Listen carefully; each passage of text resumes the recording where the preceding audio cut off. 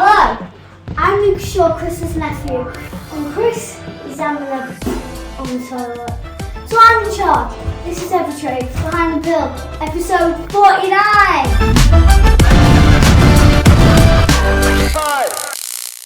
So welcome back to another episode of Every Trade Behind the Bill. Thank you to Luca for doing the introduction. He's one of our biggest fans, as I've told you about before, and he's in the office to see his dad, our kid, Jay. So, busy week, busy end of the week. I'm going to send you straight away over to Alex, who's at Preferred Joinery, and we're going to show you a bit of the process of making some of the stuff that is actually for our jobs, Project 849. So, over to you, Mr. 𝗕𝗓. So yeah, back on Preferred, and thanks Chris. Yeah, so stop that car there. The container has all been painted like that. So you seen last week when it was all getting, it was come red and done. We've been painting it, scraped it all back and painted it grey. At the same time, we've also done a little bit of decoration outside because we're going to try and clear up out here. We're still going through the process of getting a new lease set up for these units. It's been going on for ages because the freeholder is just a nightmare to deal with. So we're back and forth with communications, and one email to the next could take a week or two before they reply. So in the meantime, we're just doing bare minimum for now until we're fully set up. But once we are fully set up, we're going to get a new sign done, new sign on the back. All these have been painted, all the metal bits, but we're even talking about putting some new glass in the office windows just to let a bit of light in, because it's had old security ones fitted for 30-40 years and they don't look the best. So we're going to try and swap them out maybe once we do get the lease set up. But we'll see, and we will make a plan for the weeds as well about getting rid of them. But inside today, the stairs are getting loaded up on to go out to Manchester. Danny is cracking on with all the furniture, which I can see through there now, for Manchester as well. Devo's back, our main man, from his holiday, and the lads are cracking on with a few bits, so let's go and have a look. Yeah, so Chris just say, just do the upstand. So what's that, 25 mil? Yeah. So you'll be 25, you have to set the edge, you'll have to allow 25 mil plus a little bit more, won't you? You can buy an 80 mil candy. So over there we're doing the furniture for Project 849, which is all MDF. So this client who we're working for, Every Trade or TDG Contracts, have been working for them for over 10 years. And their specifications are, they have MDF furniture built in to all their student rooms. Something that we don't do. We've done it once on one of our properties, but something that they do on all of theirs, and it's built in, painted, and it's finished, and it's bespoke to each room. So this year, Preferred Joinery being tasked with building it for them. So rather than the lads doing it on site or another supplier we used to use, we're doing it in our factory now. So the lads are cracking on with that. All the sheets of MDF are stacked up. Danny's just cutting through, getting them all cut ready, isn't he? He is. Make sure they've done all his drawings ready for them to make them out. So we're actually building the wardrobes with shelves built in, and we're building a desk with shelves built in as well. So each room will look very similar, and we'll pack them all up, bubble wrapped up, and it'll go as a package, flat pack, and the lads will build them on site. So straightforward really for us to do, isn't it? Yeah, they're all there you go, there's all the bits getting put off. The taller ones are 2 shelves. Oh yeah, so they're the shelves there, yeah. Over there, they'll go into the cross cut. So have you worked it out then, so you don't get minimal waste on each piece? Yeah, so them little narrow ones there, they're going to do all the plinths. Yeah. The other ones next to them are going to be the tops for the desks. Okay, yeah. Because they're working for them, so they're just sat there. Yeah. There's shelves in the top, and then we'll skim them over the planer so they're nice and smooth, and then we'll nose them on the spindle. Oh yeah, because when it is MDF, it gets very porous, doesn't it, on the cuts? So that'll just smooth that right off then? Yeah, so they'll go up. Plus it'll take them all the same size. Yeah. Because although he's cutting them at, you know, you can be a milli out either side, so... Don't make them bang on. So he'll make them bang on 605, I think.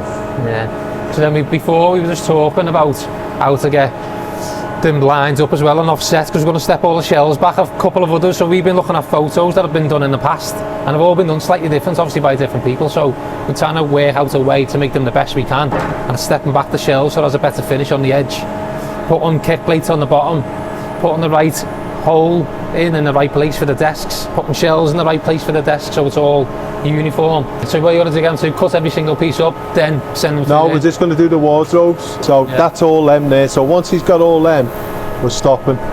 He's going to go in there and make their wardrobes, get them right so the wardrobes are done, because there's going to be too many bits of stuff, and then they can just be wrapped up. They're done. and then we'll do the plinths, and then we'll make that little cupboard to go in. Yeah. But we'll wait and see what we're left, but we'll probably go into new sheets again then, because they're already spoken for. The 𝗕𝗏𝗚𝗟𝗓 style doors that we're doing and inserts, you're now just doing the door frames, is that right? Yeah, I've done all the door frames, yeah. So this is going for the planer now? Yeah. Or they've already been going for the planer? Well, they just need to be taken down to 65mm now. The 67, just set it to 65, and then that's the finished size then for the doors. So it came in like that as rough sawn? It's come in rough sawn, yeah, That's rough sawn 67. boards. Yeah, 10 inch by about 3 inch thick. And Okay. all I've had to do is bring it down to 57 thick and 65 wide. So that's the door as you're looking at it. That's how thick it is. That's how wide it's going to be, 65mm. So when you put that through, then you got to put it through all sides then? No, just one side now. Everything's it's been thickness to 57. I just need to take that to 65 now. Okay. So it's 2.5mm off these. So then the process of putting one of them through there is literally just setting it? Just feed it under, yeah. Set it to a certain, you know, obviously you can't take too much off in one go. You can only take, I think, maybe 4 to 5mm max you can take at a time, because it's a bit risky after that. But it start jamming? Yeah, it could do, yeah. You know, and it's not good for the blades, you know, to take too much off. So it's gradual really. So 3 or 4mm as we go. So obviously I've tucked these right down, they were thicker than that. Yeah. So all I need to do now is just skim them under, take 2mm off the top. Yeah. And then we've got our finished size then, 57 by 65. These are straightforward enough. Yeah. You just know what size you need to do.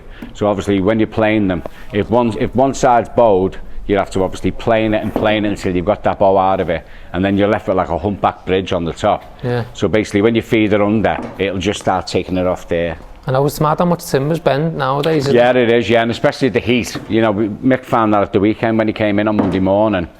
The glazing bars that we out had bowed over the weekend with the heat, so it can happen. So the best thing to do is something like this.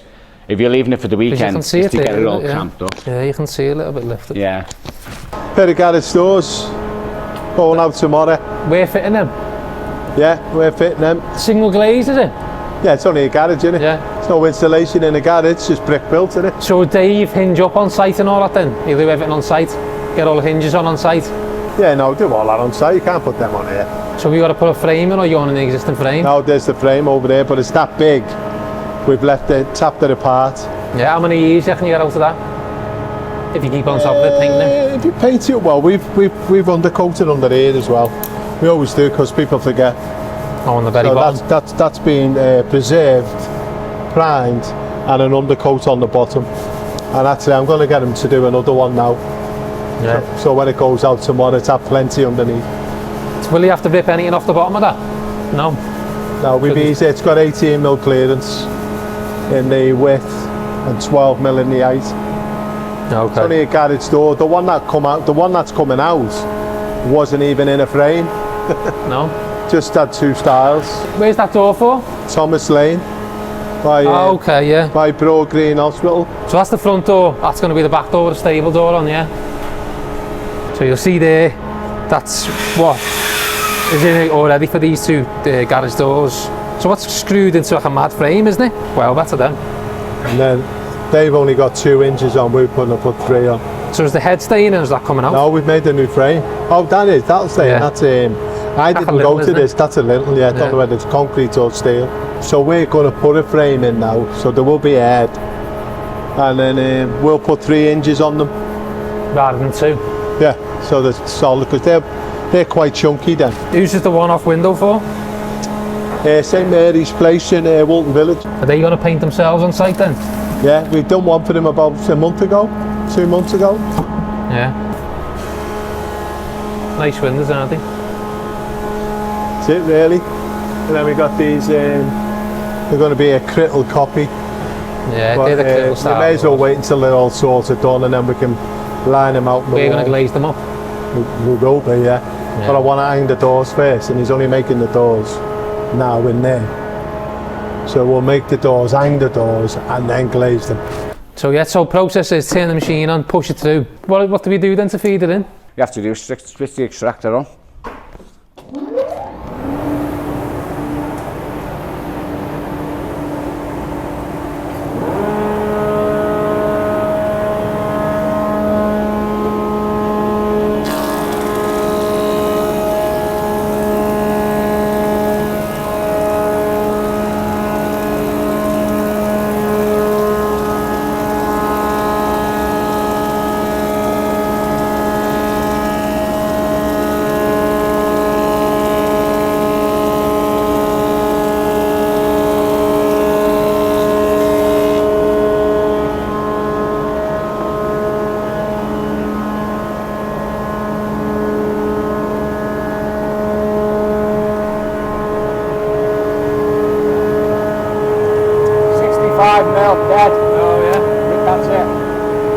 that all round and every side?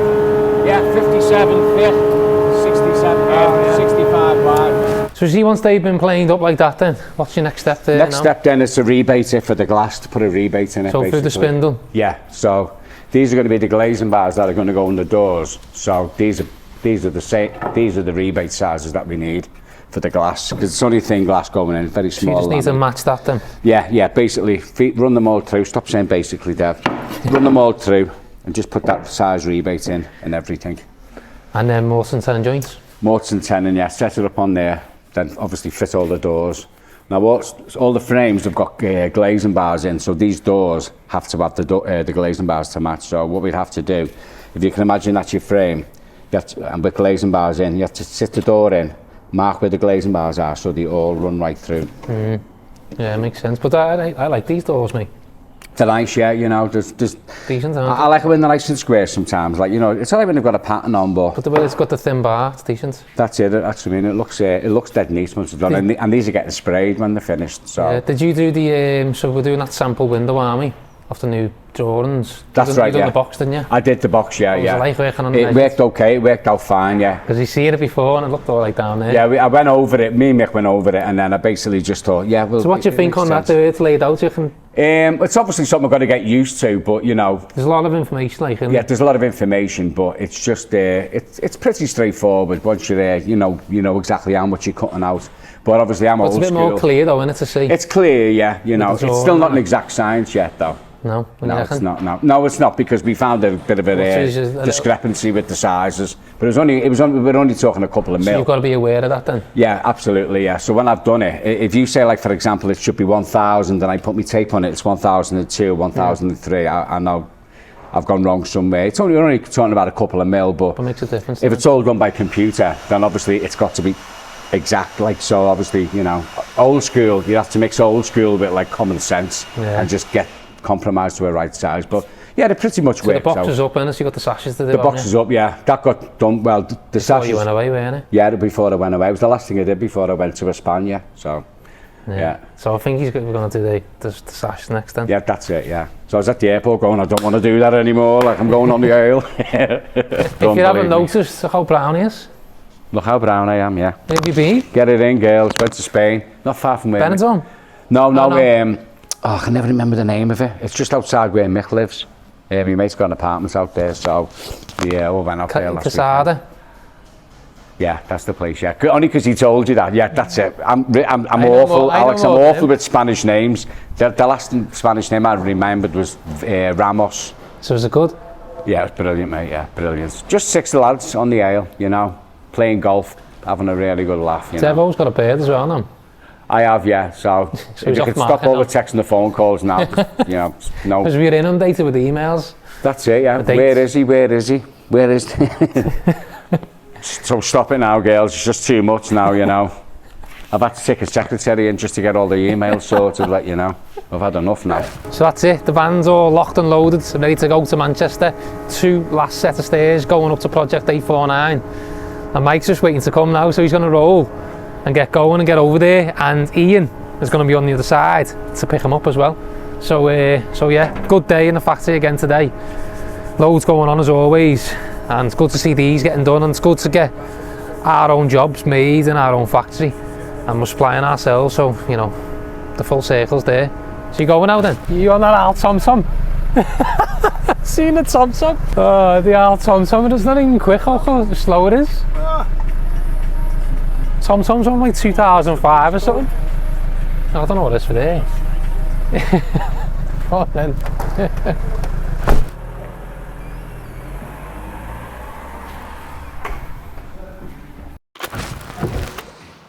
Go on, Dave.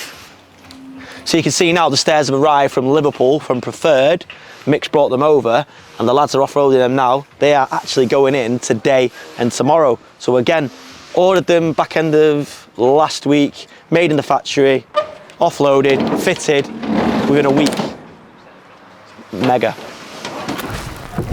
So I love the Preferred updates. I think it's so good just seeing those products being made and then sent to our projects. I bang on about it all the time, but it's like my dream, this sort of 360 supply, and install, and just basically be our own customer, and obviously be a supplier for you guys out there. So if you guys need any bespoke joinery, or if you need grabs or aggregates, hit us up. We're putting quite a lot of work into the website, and we've got a company now in Liverpool that we've got on retainer that are going to update the websites across the whole company, do all the social media stuff for us. I still like to keep my hand in because I enjoy doing the social media, but also doing the SEO, some paid ads, and just really help us get things moving. People like say, oh, we're skinned at the moment, we can't spend money on marketing, but that's the time you need to spend, because basically marketing is an investment. If you can spend £1 and get £5 back, it's a great investment, isn't it? If I said to you, go and buy a bit of kit, it'll cost you 100 grand, but you'll make £1 million back over its lifetime, you'd do it in an instant, wouldn't you? So marketing is just the same. So yeah, it's quite expensive, this retainer. We're paying a few quid a month, but these are the go-to company. We've really looked into it, and they're based in Liverpool, and they put a whole team on our projects, which is amazing. So it's like having our own in-house marketing department.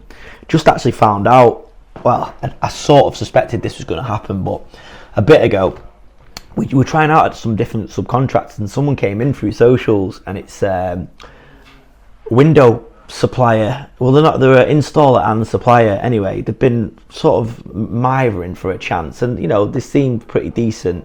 I really want to name them shame, but I'm not. I'm going to give the benefit of doubt for now. Long story short, we've been going back and forward. We've sent them £4,000 as a deposit, because we understand they've got to buy the product. Anyway, we've been chasing, and this guy has basically disappeared from the face of the earth.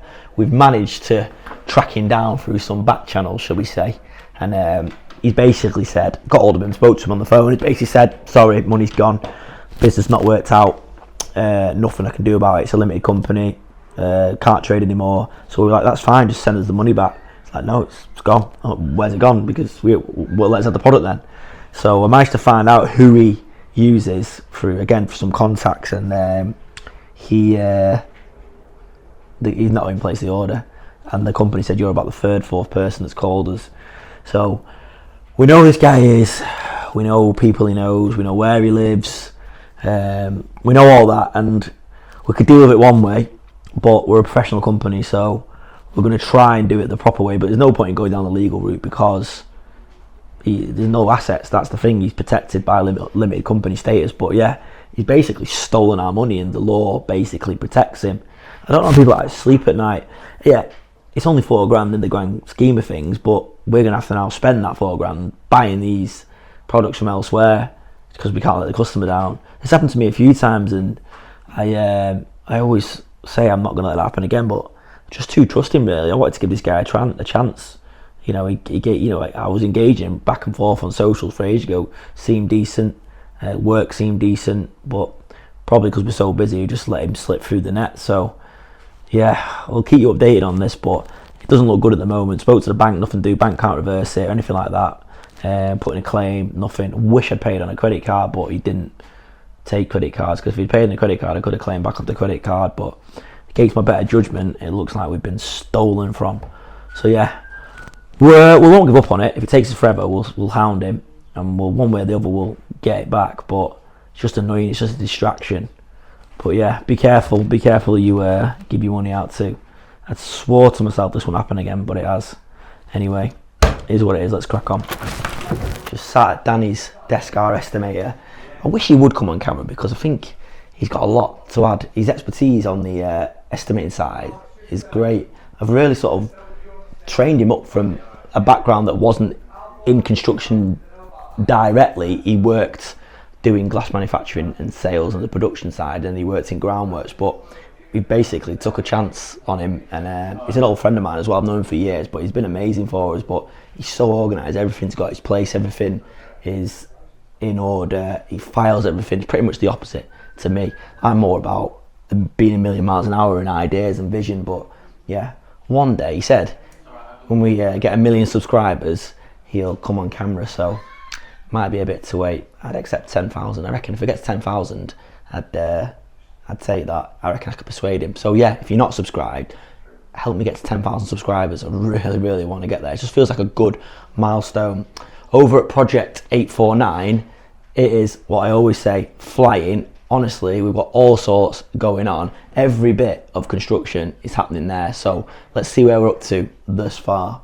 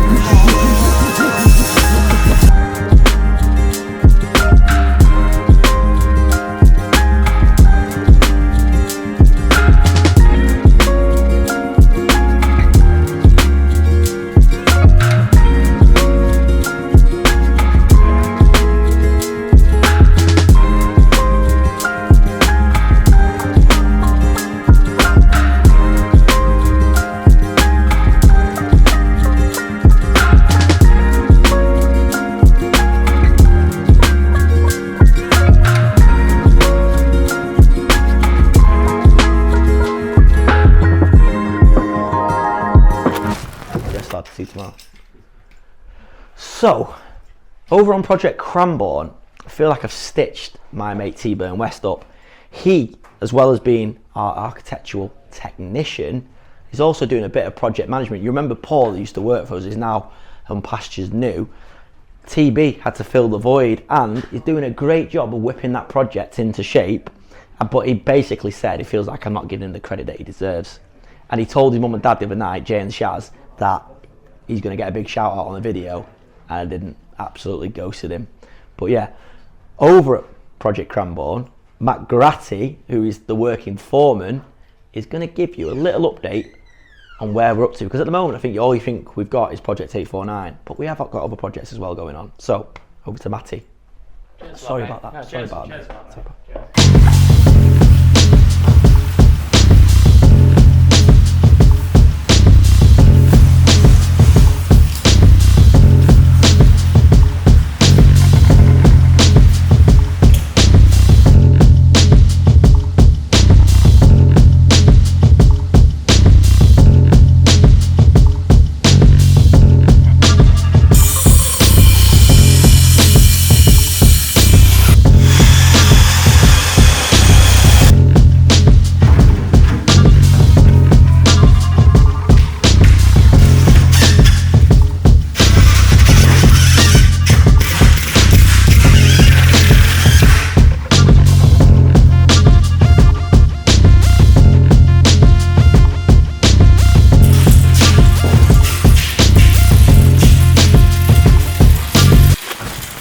So here we are, Project Cranbourne.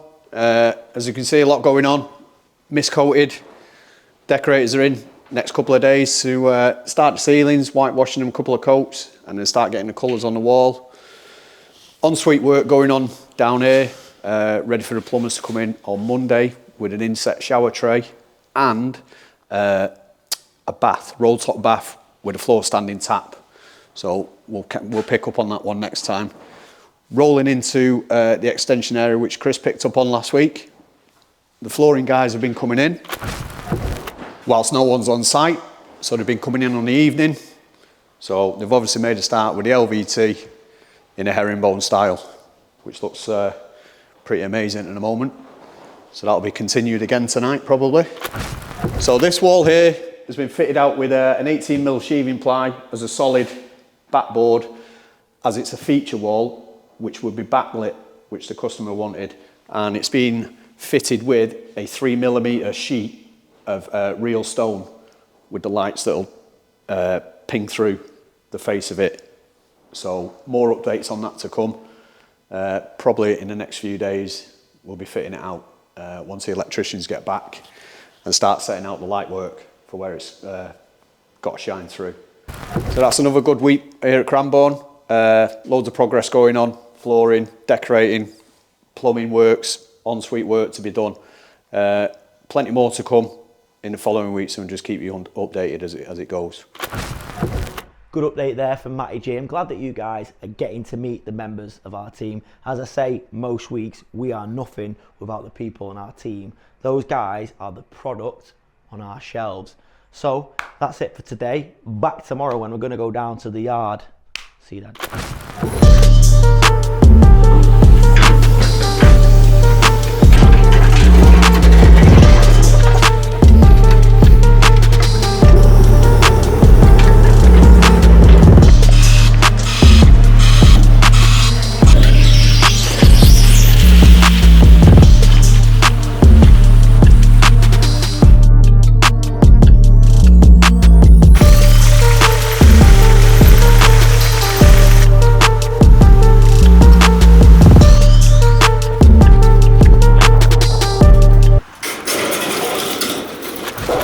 So I'm in the yard, and as you can tell, it is piling up. The thing is, the dig has been somewhere undisclosed for a couple of weeks, so we've not really been able to do anything in the yard. We've had Dale doing a little bit of soil screening, a little bit of crushing just to keep on top of orders, but things are piling up now, so we're going to have a proper go at trying to get this yard in shape.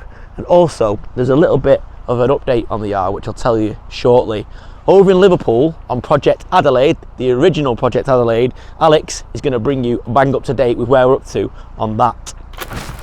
So welcome back to Liverpool, and nice one, Chris. Yeah, so we're up today, we're on Project Adelaide, and it's been cracking on good. I'm just looking at it now. Loads are happening. Sparks are in doing the second fix bits. Joiners have more or less done on the second fix, just the kitchen to go in, but they're on another job today. They're going to fall back in. Kitchen's only just been delivered as well, so looks like we're on track. So let's go and have a look. So we have the feature walls all tiled now, so again, same as Project Albert, all nice and done. Ground floor's fully tiled as well. Little cut out there where our mat's going to go. All the blue kit's been painted there, so that's going to have to come off. But yeah, it's looking well. Handrails on as well. So I can see Ross has done that on a bit loose there, maybe. I need to get another fix on there. Yeah, so yeah, looking at it now, all second fix joinery is done. Just checking the handrail there. Ross and Ray, Dad and lads are going to be watching this on the weekend, sitting there, having the breakfast. And need to tighten up, Ross. You reckon, Chris? Yes, or maybe just some glue behind it. And maybe any epoxy glue or Gorilla glue. Them screws there have been missed off, haven't you seen them? Yes, it looks like it's been pulled off. You missed it. So you can see where see the bracket's been turned. Yes. Inside. Yes, and it looks like the plug is being pulled off. So we just need to refit it before he pipe it up. Yeah, it's just me being picky, by the way. You can see the layout there now, so that's where the bed is going to go. Bedside there, with the light's going to be an LED one. That's where the cables are here. Oh, all looking good. Kev the Spark has been round drilling all his lights out, as I can see he's here today as well, also getting everything down. Radiators are on, all being painted behind the walls. This time it's the right colour, not like we did on Project Albert where I changed my mind. These chairs, by the way, are from one of our older HMOs that we've had to swap out through the maintenance period. The lads will probably just keep them for use for break, but they started bending. You can see how far that one went down like that. The legs are sunk on them, so wasn't a good, even though they look nice, they weren't a good choice in terms of durability, so we won't be picking them ever again. But yeah, looking good. So the kitchen's arrived as well, so all ready to roll. So as I say, second fix joinery looks like it's more or less completed. It's just the kitchen to go in, which we'll be wrapping around this section here.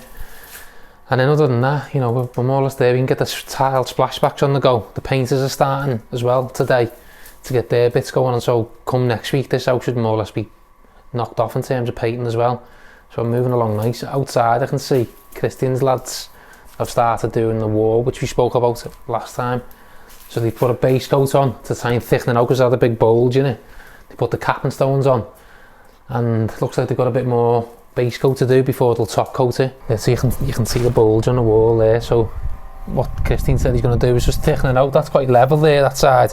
He's just going to thicken it out a little bit just to get a little bit straighter. It won't be perfect, but it'll be nicer than what it was. And then, as I say, we'll then render it the same colour as the house. Capping stones are already on. Just take them up so he doesn't mark them up. And then he'll just get the top coat on then. Fit a back gate, printed concrete. nice and easy. Alex, the plumber, still got quite a bit to do outside. He's got to get all the soil stack in. Going upstairs, I'm told he's coming back soon as well to finish his bits off. He had to pull off and go to project 𝗕𝗨𝗟𝗓 because they needed him there. But it's all coming along nice. As I say, we've got to get this done by the end of August. So all systems go really. It sounds like a bit quiet at the minute because everyone's on break, but they are all working upstairs. I'm just checking there. So the speakers are all been pulled through now. So we put speakers in as well in all our HMOs. That's where the control panel goes there. Just checking. There's going to be a speaker there. So he's just made a small hole now to get the cable. And a speaker there. It comes as a kit. The ones we buy comes with a set amount of cable. So that's why these only really go to them lengths. But it's decent enough. It's too loud anyway when the students out them on. We always try and restrict them down with a restrictor in the back of them, so they didn't put it too loud because the neighbours complain because there's like a proper party house when you turn them on. Far too loud. So all nice and clean really, mate, isn't it? You'll have seen on Wednesday's episode where we got up to with Alex doing a bit of plumbing stuff, and he, as I say, had to get pulled off to go to project 𝗕𝗨𝗟𝗓, and he's been there since, so not much has happened on the plumbing side. Before we're going to be a lot further on. Christine's looking at me now, I think she's nodding his head, thinking yeah. I'm like, where is he? So we're phoning Kieran, KTM, saying when's he coming back, because we need him here to get finished. As I say, we've only got until the end of August to get done, and he's holding the job up. So as well as project 𝗕𝗨𝗟𝗓 needing to be done, which he needed more there to be fair, we also need him here to come on and finish off because he's put the sinks on. So are all the sinks done? Just on the top floor. So middle floor and the first floor still missing. We just put it in position basically because it all. So they're all built? Yeah, all been built, unwrapped, but we put it in position, make sure it's not damaging. So we still got toilets to do, enclosures to do, all the showers are on? All the showers and shower baths is on. All the radiators is on, part of the bedroom free, which is gonna be shorter. Bathroom radiator. So hopefully we get them here soon anyway, and we can get them bits cracked off. So painters are starting today, aren't they? And they started yesterday. I think they just on the dinner at the minute. It's 12 o'clock. Everyone on the break at the minute, but they keep doing, keep pushing the job. Yeah, so it looks clean, oh mate, nice and clean. Yes. Is this all new protection or some that we had left over? Some of them left over, and we picked up about 20 extra. Sound. Yeah, because as I say, I've spoken about this a few times. And Christian knows what I'm going to say, don't you? Yes. So every time we do a job, we're forever scrubbing the floors at the end because there's bits of paint, bits of anything, all kinds of stuff, tile adhesive, silicone, and it's best to try and protect all the floors as best as possible, even though it can be awkward working around them when you open and closing doors and when the painters are painting up tight. It's just best to have it down because it's a nightmare at the end to clean. It costs hours and hours of time to get it right, and some stains you can't get rid of, can you? You need many times the magic man. Yeah, to fix things, and so we put floor protection down, eliminate it, even though this is not, you know, if you did drop a drill or something probably would damage, but it'll protect it in some way. That's better than nothing, so we need to get done. The furniture lad as well, by the way, so we had the furniture slot booked in for the end of August. They come back to me today and they're going to give it to us the week before now, the Wednesday. So it's going to be, don't tell you now, the 21st. Okay, because we need the design for the headboards for make good the lights. So we need to do that then. 20. So when the 21st, that's when it's coming. So we need to make sure we're ready to take furniture for then, and then just carpets and that, because it would have left it too close. We booked a provisional booking of the 30th because they had no other slots, but the tenants are moving in on the 1st, which is the Sunday. The 30th is the Friday. Wouldn't leave us enough time to get done, so we've got a week earlier. But it'll be a bit tight for us to be ready for them, but as well as need to make it work and get the furniture in. So we started up here, haven't we? Yes, he started yesterday. Oh yeah. Wes? Yeah, so they started painting and yeah, Wes started yesterday. That's the same colour as Albert? This is a coloured whitewash. Oh yeah, I was going to say. Yeah, it's a latex, just normal latex, which is being coloured because so many times somehow it just come through the shadow. Yeah, it looks, when I was looking at it, it doesn't look right, yeah. So this is the original, yeah, this is original colour. So you see the radiator down below, where we've just been bed for? Yes. That looks like that. Yeah, but no, that definitely. Defo? 100%. Yeah, 100%. you can see the difference there, just slightly look in the colour. I've seen that colour when I walked in and I thought that's not right. But you can see what it needs to be, which is that. Yeah, so looking good, nice and clean for once. Normally it's always a little bit more dust, but it's been cleaned down, nice, hasn't it? as well as make sure hoover everywhere, just keep reduce the dust because otherwise dust goes everywhere, doesn't it? Mainly on the woodworks and just sticking in the frame in the paint. So we started the toilets there. Yes, the top floor is done on plumbing side. So then outside, because I was showing before outside. So outside, we started the fencing nearly done today. So done today?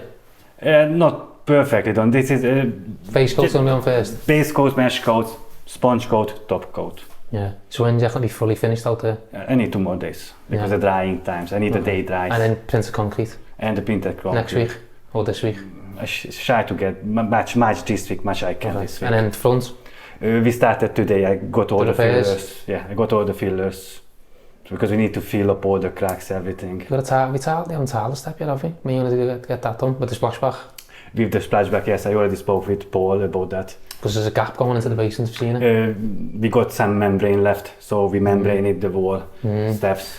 But we still need to create the steps because we further over a bit. Okay, yeah. Same like on the 72 Adelaide, if you remember. Yeah, so we need to make a step then. Yeah, so I need to do some bricking steps. So because we changed the height of all the floors, as well as the ground floor, we have to reconfigure the step at the front of the house to make it equal going in. There's also a hole. Sometimes you get them in this area. In the basement, you can see light coming in, and when it rains bad, the basement just fills up with water, and I can see daylight down there, so Christian's already onto it. We're going to fill that in before we tile, membrane it, and then tile over. So just looking at this ground here now, so sometimes, obviously, would have been an existing window there into the basement. That would have, obviously, it's a light well to let light in. So you'll see next door there, it's already been backfilled in at some point. The ones next door again are back open again like this. And in the past, we have just filled them back up ourselves, haven't we? Storage. Stone and bits and bobs. Or we put a cage on, like next door, put a cage on, because they've still got the window going in. So there's another property around the corner on Leopold that we did a cage because there's a window into the basement because we've done a basement room. So we wanted the light going in. But on this one, as I say, it's just a plant room, so don't need a window down there. But it can cause you problems because when it does rain, that water's got nowhere to go, so it's going to go into our basement and be wet. And as Christian's saying, the brickwork around is not in the best condition. Obviously because the water levels down there are quite wet. So it's what do we do? Do we put visqueen in, backfill it with stone, concrete over higher up, and put a hole here so the water runs out onto the street? What I want to do is I want to back membrane it around so we have no penetration going into us.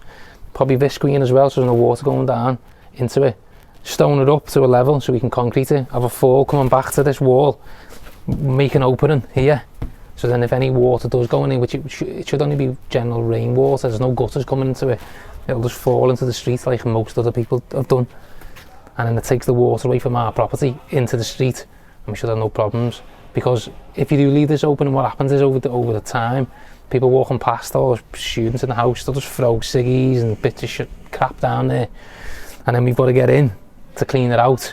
Or we've got to build a cage, and even building a cage could a few quid. If you, the next doors will beat all that for you. It's a few quid to build.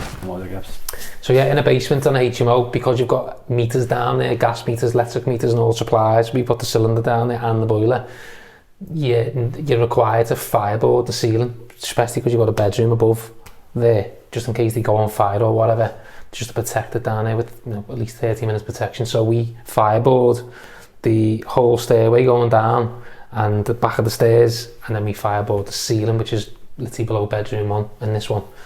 As I say, it's a requirement for HMO licence, and we do it on anyway on all of them. Even if we didn't have to, we just do it just to make sure, in case there was a fire down there, whoever's in bed 1 is protected for at least 30 minutes. What's good and what's bad about these projects is when you've got a hard deadline. It's the same with Project A49.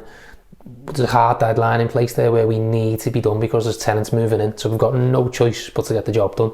So straight away, the mentality of everyone working on a job, they know it needs to be done. When you're working on another property or another HMO, for instance, and we've got a lot of time, like Project Albert, we had loads of time on there. We just take too long on the job because you just sort of treat it like a hospital job, or there's no urgency between the lads, myself and everyone else who deals with it. It's like, oh, sorry, we'll do it next week or we'll do it tomorrow, and it never takes priority. But when you've got a hard deadline, which I'd advise anyone who's doing construction or property to try and set with people, it just makes the job get done so much quicker. So even though we're up against it, to get things done, you find a way of getting it done. And as I say, Project A49 is a prime example there, where Chris has been showing you, like that's probably a 6-month job, easy there, we're doing it in 10 weeks. It's ridiculous. So it also makes your profit margin a lot higher if you're out of builder. It brings all your finance costs in more, and you're getting rent paid earlier, and it makes the lads work harder. So it's good to get them knocked off quick.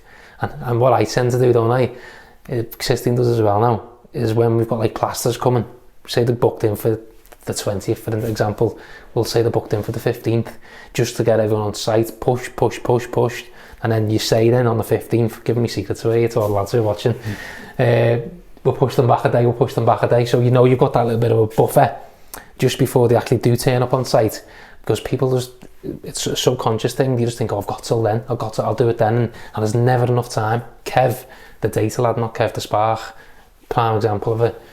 You tell him when you need something doing by, he'll turn up on that day to do it. Not the day before or the week before when he's been told, or 2 weeks before. He'll turn up on the day when the people are getting there to do what he needs to do in front of them.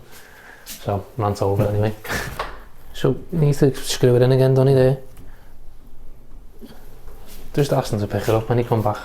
So yeah, so another thing to keep an eye on, anyone who does HMOs or any project really, and you're fitting door handles, one to check that always gets missed, even by joiners, is them grub screws underneath there. So what happens is over time, the handle just becomes loose because the grub screw's not tightened up into the bar. There's a through bolt that goes through the door, and the grub screw is designed to tighten onto that bolt so that the handle, or the bar, yeah, so the handles don't move around.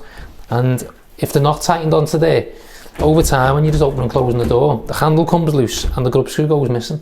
And all the old properties that we've got, we do the maintenance on now when all the students leave, the first one on our list every single year is grub screw. Because they just never put in, and the handle just becomes loose then, and then you just wear over time, especially on the fire doors with the closer, because you've got the weight. You need to keep pushing. So have you screwed that in there? By hand? By hand a bit, but yeah, need to tighten it up. They need to be tightened up. Yeah, but they done both of the bolts.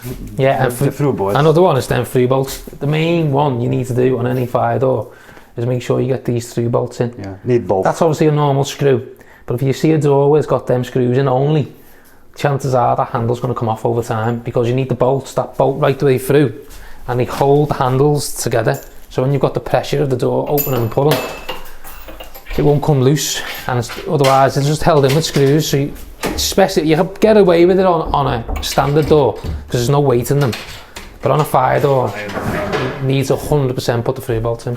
So we're just going to talk about the LED lights that we've said we're going to do. Originally we said we were going to do them up and over, but I explained a couple of videos back that was too much work at the time with the type program that we've got to do to be able to board it, cut them out, and then let the plaster skim to it. So we decided something different. Kev come up with the idea of doing, to be fair, which is a lot easier, which is just wire to a back box behind, put the driver in a spotlight that was close, and then when the headboards come, our big oversized ones that you can see on 𝗕𝗨𝗚𝗔𝗧, we're going to build a frame, a backing frame that's going to come up and round, slightly inset from the actual headboard itself, and then the LED light will just come and sit round it. So when you come and turn it on, rather than having a wall light, they're just going to have the LED light.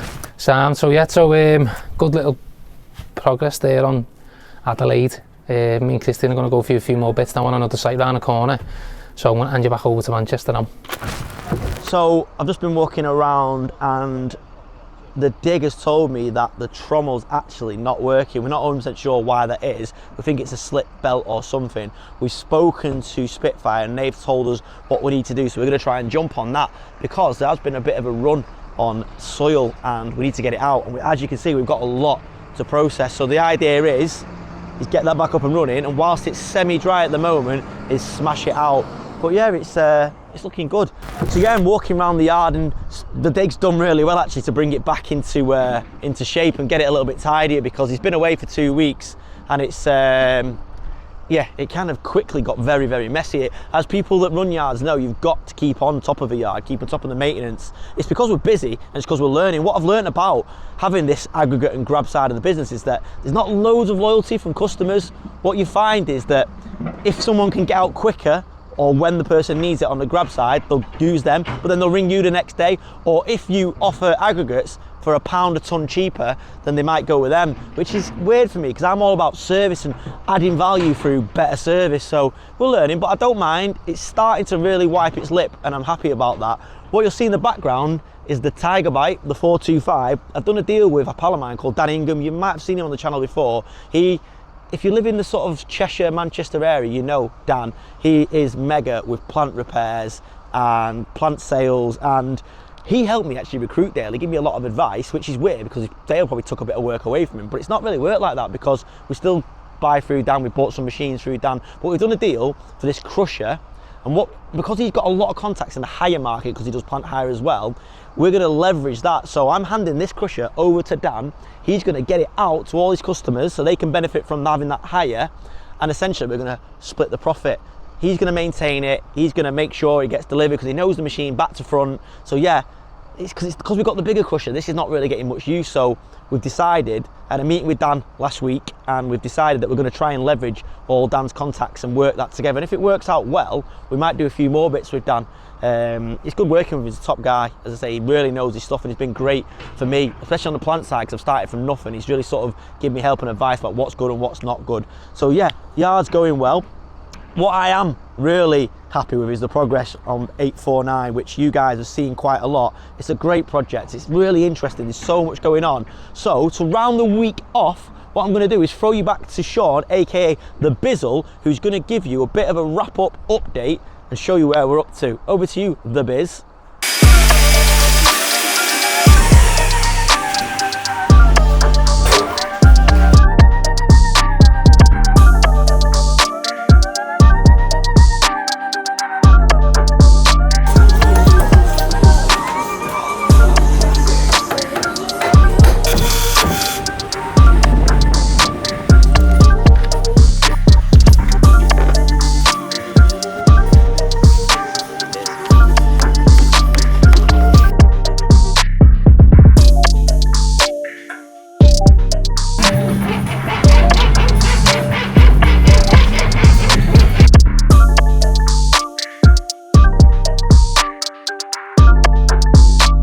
Hi guys, welcome back to Project 849, where again we're having another great week. I like saying it because we're flying. If you look on top, I think we've already seen this one. This roof's all completed. The full extension's completed now. We just need first fix electric, first fix plumbing in it. That'll be boarded and plastered next week. The one to my right, the lads are just finishing the roof off now, the GRP, the final coat. That's another one that's just ready to go. So as soon as the electricians are first fixed in that one, that'll be boarded. I'm hoping this time next week, all 4 extensions will be plastered and finished. We're actually on the 3rd roof at the moment on the front. I'm going to come in with a couple of the lads over the weekend. I've got to pat all the lads on the back actually because they've worked late most nights this week to get the project where it is. So we're doing really, really well. Well, now we're inside. You'll see how far the plasters have gone. They've really got on well. We've actually formed all the cupboards for underneath the stairs. Again, in fireboard with fire casings because the electric in there, and it potentially could, it'll never happen, but there could be a fire, so we always go over the top. Shall we have a look upstairs at the plastering? If you remember in the previous episode, the only walls upstairs that weren't plastered were the window walls because we didn't have the windows in, we didn't have the lintels in. Well, now they're all in, the windows are all formed. With a perfect margin around them. That's the idea of putting the windows in first. As I promised in the last episode that we're going to get onto the bathrooms, this is the first one that's tiled, and the tilers are in now cracking on with the other ones. So again, push forward. And we've got Rob doing exactly the way I do it. You build your loft hatch, yes, your loft hatch. Put your architrave and everything on it first, and it all goes up in one. Perfect way of doing it. I don't know whether you got on it when we was walking round, but all the rest of the windows have actually gone in this week, every single one. So the only windows we're missing now are the French doors and the windows for the extensions, which obviously there's a lead time on them. I think they're arriving next week. So as soon as they come, they're going in. All the scaffold's gone on all three of the extensions. We've got this last bit of scaffold that's going to go missing this afternoon, so that's all the scaffold off the job, which is another milestone for us, and that allows us to do the drains next week, hopefully. So guys, as you know, we're just so busy on this job. I'm sorry it's been a very quick tour this week. It's just that I'm too busy just to sort of mess about with the camera, so I've got to go. But it's over to Chris. So that's it for another episode of Every Trade Behind the Build. I hope you've liked the content, guys. Just trying to show what's happening day to day, good or bad, trying to pass on a little bit of insight where I can. I can't believe that we're close to episode 50. We only started in January. I've been thinking about doing this for years. I actually bought all the gear to do it during COVID and never had the confidence to actually do something until this year. I turned 40 and I thought, you know what, I'm just gonna do it. And it's been an amazing journey. I've met some amazing people, including some of you guys that reach out to me and Alex all the time, the ones that actually say thank you for putting it out there, thank you for being so raw. And you know what, I love it. It's amazing. I absolutely love making this content, and hopefully the plan is to keep going. When it stops becoming fun is when we'll stop putting it out there. So have an amazing rest of the weekend, guys. We'll see you back on Wednesday for another episode of Every Trade Behind the Build.